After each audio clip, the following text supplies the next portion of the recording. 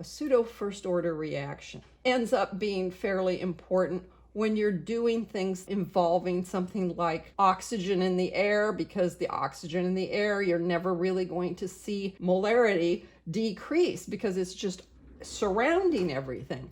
So if you have a situation where the reactants, all of them but one, have such high concentrations that you're not going to notice a significant decrease during the course of the reaction, you can always model it as a first order reaction. You can just change Kx in this case to a different K and have only Y be important. This is the one where you can actually notice the change.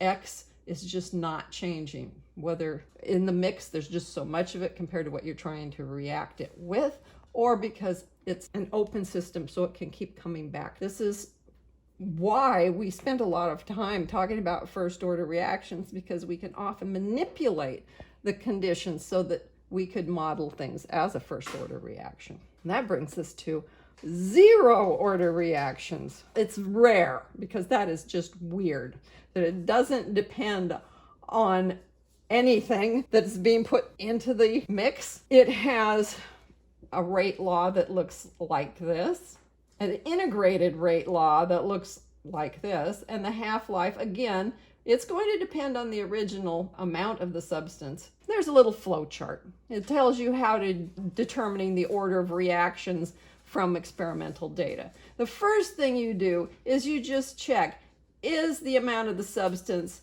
compared to time? If you plot it, is that linear? If it is linear, then that is your zero order reaction, and you have a rate law, an integrated rate law, and a half-life that goes with that.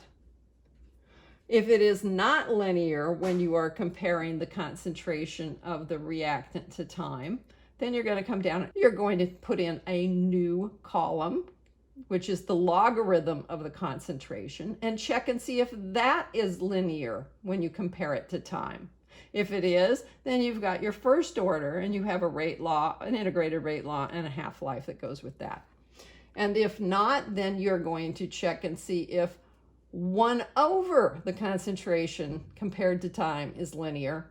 And if it is, then you have a second order. There's your rate law, your integrated rate law, and your half-life expression. If it doesn't fit any of these, well, it's time to take another course in kinetics because you've gone past this one.